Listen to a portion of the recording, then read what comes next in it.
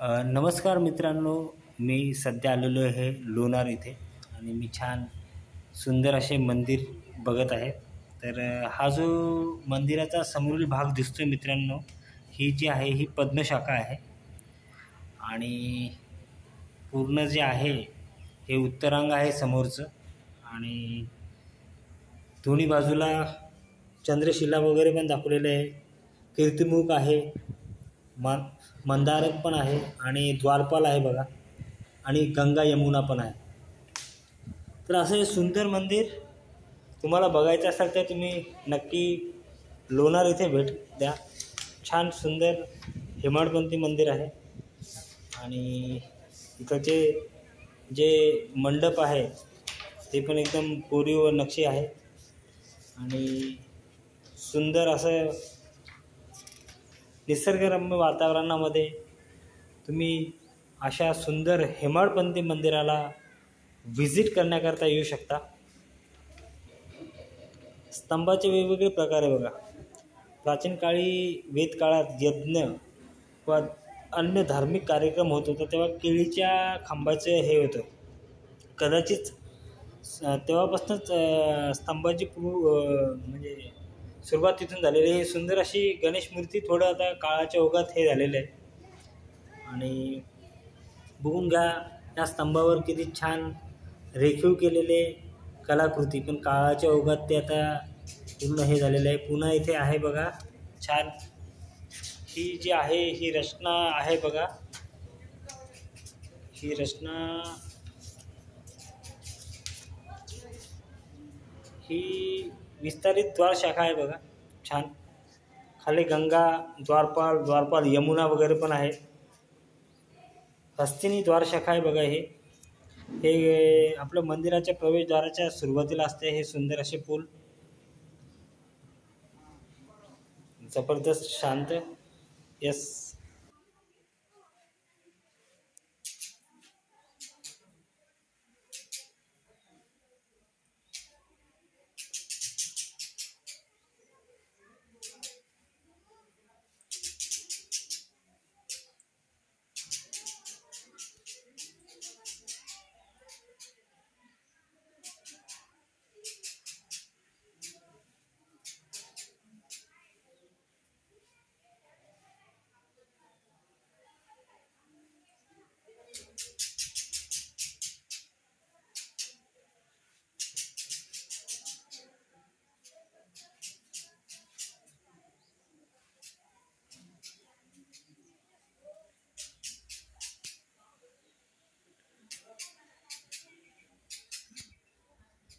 मित्रांनो असं छान मी हे मंदिराची पूर्ण तुम्हाला माहिती दिलेली आहे. माझं छान मस्त मंदिर निरीक्षण चालू आहे. छान माहिती देतोय मी तुम्हाला. आता मी छान सुंदर अशा गोमुखकडे जाणार, तिथलची पण तुम्हाला छान सुंदर माहिती देणार. महाराष्ट्रात मोठ्या प्रमाणात म्हणजे अधिक संख्येने आढळणारे ती जी मंदिर आहे ते भूमिज प्रकारचे आणि नागर मंदिर आहे आणि याशिवाय काही अन्य प्रकारचे नागर मंदिर आणि द्रविड शैलीतले पण काही मंदिरे इथे आहेत. त्यांच्या शिखराच्या रचनेवरून विचार आधी केला तर भूमिज मंदिरासंबंधी इथे विस्ताराने विचार केला आहे, कारण महाराष्ट्रात ते वैशिष्ट्याचे ठरते आणि असे सुंदर पण बारव आहे महाराष्ट्रामध्ये. पण काय झालेलं आहे की आपल्याकडे जनरली आपण जुने असे मंदिरे बघितले तर आपण हेमाडपंथीच मंदिर म्हणतो आणि भूमिज मंदिर आणि हेमाडपंथीमध्ये एकसारखे दिसणारे असतात. सारखंच म्हणजे सगळ्यांच्या तोंडामध्ये असंच येतं की म्हणजे हे हेमाडपंथी मंदिर आहे. ॲक्च्युली काय झालेलं आहे, काही द्रविड शैलीतले मंदिर आहे आणि काही नागर शैलीतले, काही भूमिज शैलीतले.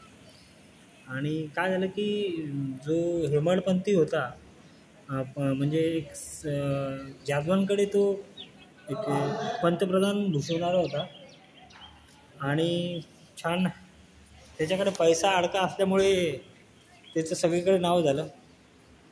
ठीक आहे, लोकांमध्ये बरेचसे गैरसमज, पण असे सुंदर बारव मी बघितलेले इथे. तुम्ही पण नक्की या मंदिराला व्हिजिट करा. हे जे छान मंदिर आहे हे महिषासुरमर्दिनी याचं मंदिर आहे आणि हे लोणार इथे आहे. आणि छान असं सुंदर हे गोमुख. मित्रांनो, मी तसं लोणार सरोवराची माहिती तुम्हाला देणारच आहे, पण आता मी चालणार आहे महिषासूर मर्दिनी मंदिरामध्ये. एकदम सुंदर असं हे महिषासूर मंदिर आहे महिषासूर मर्दिनीचं.